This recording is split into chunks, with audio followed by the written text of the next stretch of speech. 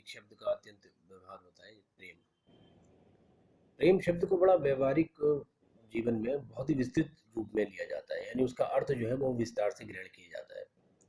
उदाहरण के लिए, यदि आपको किसी के प्रति, अपने किसी मित्र के प्रति जो आपकी भावना है उसे भी प्रेम का नाम दिया जाता है। आपको अपने माता पिता के प्रति जो भावना है उसे भी प्रेम दिया जाता है, प्रेम का नाम दिया जाता है।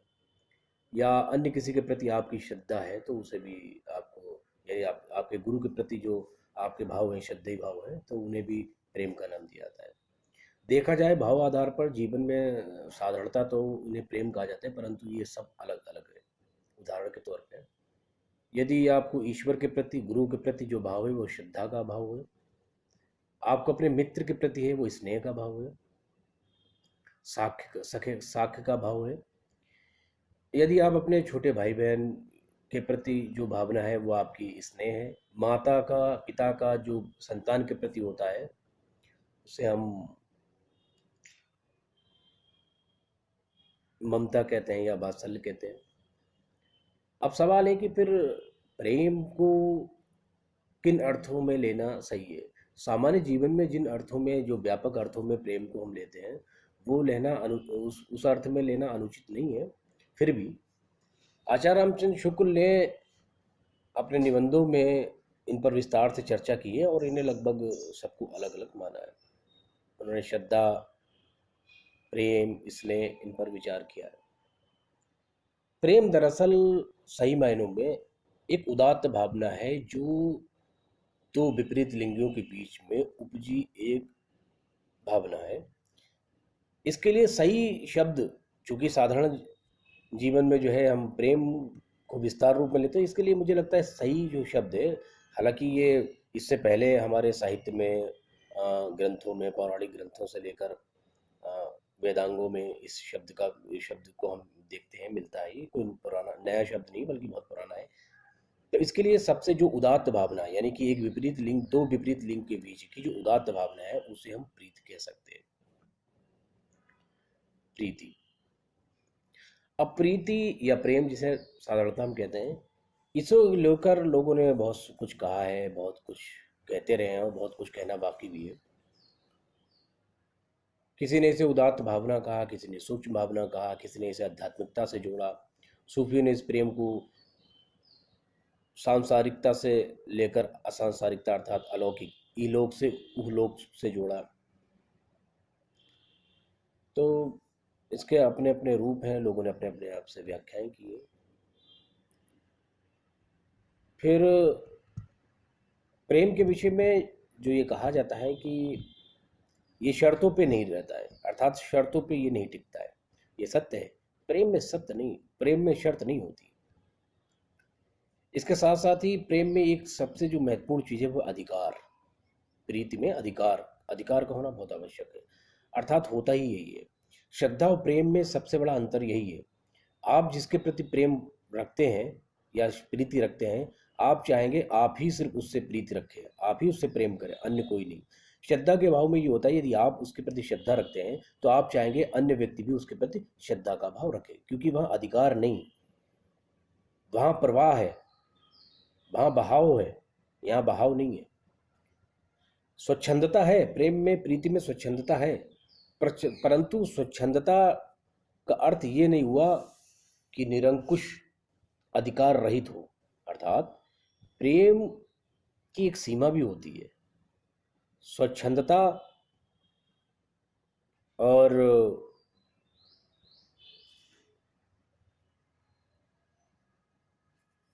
स्वच्छंदता, पलायन, विद्रोह, फैलाव, विस्तार, इन सब शब्दों में थोड़ा थोड़ा सा अंतर है। स्वतंत्रता जो है वो दरअसल देखा जाए राजनीतिक संदर्भ में या सामाजिक संदर्भ में बात की, स्वच्छंदता जो है वो एक उसकी अपनी एक भावना है कि वो रूढ़ियों में, परंपराओं में, सामाजिक मूल्यों में उसे बांधा नहीं जा सकता है, इसलिए उसे स्वच्छंदता का नाम दिया। पर उसकी एक सीमा है और ये सीमा जो है वो तैयार होती है, जो ये सीमा है वो निर्धारित होती है अधिकार से। अर्थात दो व्यक्तियों के बीच में अगर प्रीति है तो एक व्यक्ति का दूसरे व्यक्ति पर अधिकार होगा, और ये जो एक दूसरे पर अधिकार है, इन्हीं से दोनों के लिए एक स्वच्छंदता की एक सीमा तैयार होती है। इस सीमा से बाहर कुछ नहीं है। अब सवाल है कि प्रेम क्या है। प्रेम दरअसल अनुभूति की चीज है। जैसे अन्य भाव है वैसे प्रेम या प्रीति है वो अनुभूति की चीज है। परंतु ये अनुभूति क्या है? किसी के प्रति न्यौछावर हो जाना, बिखर जाना, त्याग करना, बलिदान करना की भावना ही प्रेम है। या यूं कहें कि सब कुछ, आपके जीवन की हर क्रिया, हर निर्णय, हर प्रतिक्रिया उस भावना के निमित्त से ही प्रेरित हो, तो उसे प्रेम कहेंगे।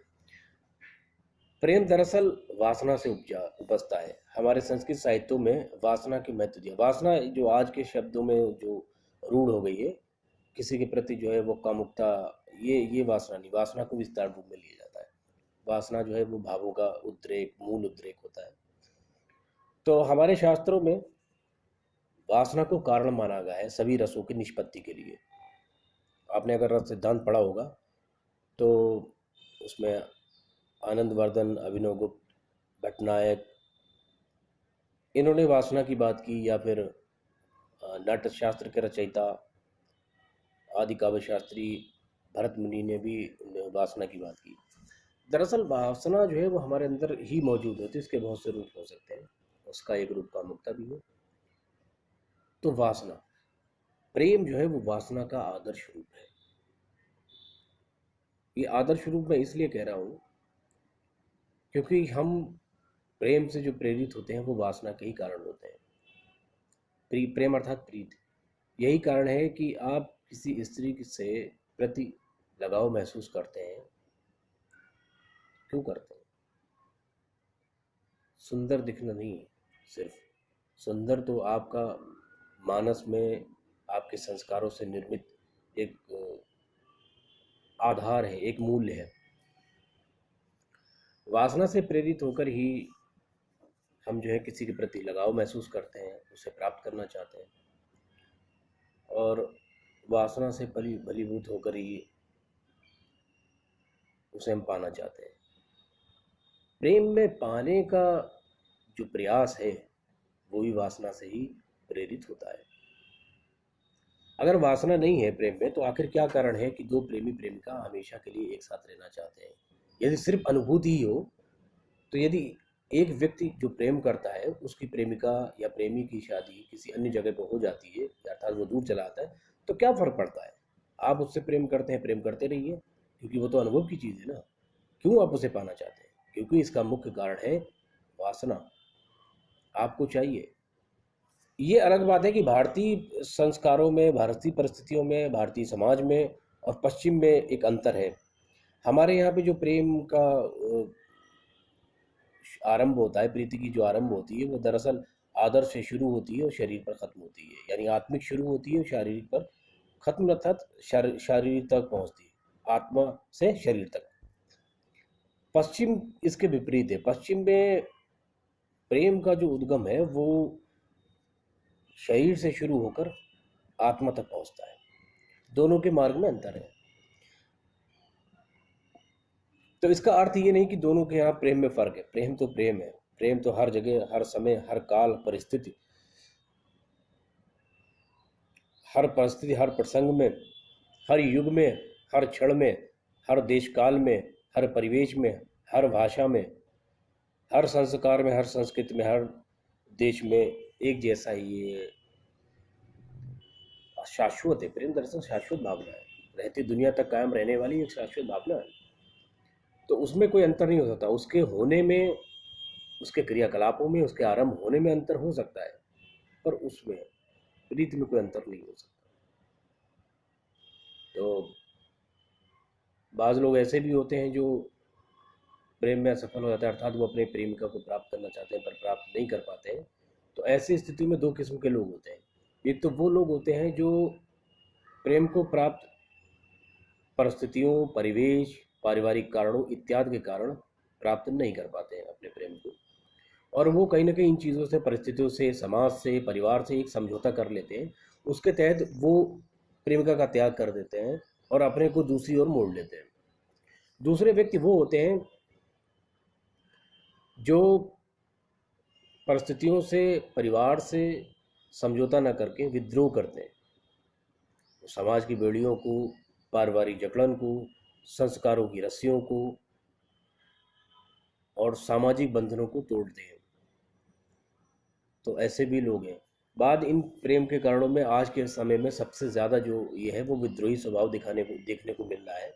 और इसी विद्रोही स्वभाव के चलते हुए आज के युवक युवतियां ऐसे अनुचित कार्य कर बैठते हैं जो उनके परिवार, उनके समाज, उनके यहाँ के रिश्तेदारों के साथ साथ स्वयं उनके लिए भी हानिकारक सिद्ध होते हैं।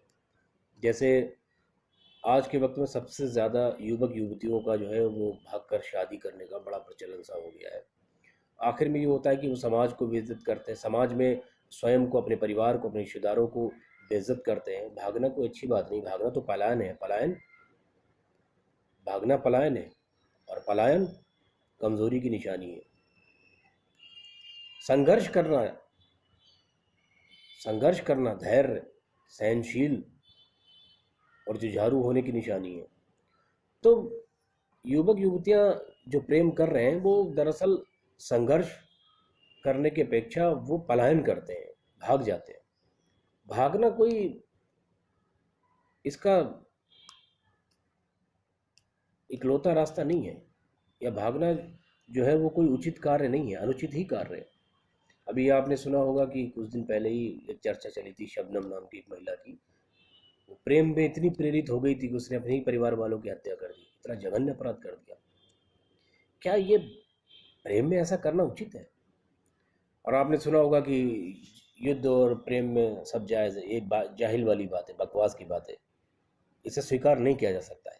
सदियों तक ये कहकर लोगों ने जुल्म किया। क्या प्रेम के आधार पर, आप जानते हैं प्रेम का कितने कितने बड़ी कुर्बानियां देनी पड़ी, कितने कारण, कितने लोग नष्ट हो गए, कितने परिवारों की हत्याएं हुई, कितने बड़े इतिहास में बदलाव हो गए। अगर आपको याद होगा, मोहम्मद गौरी और संयोगिता का भी प्रेम था।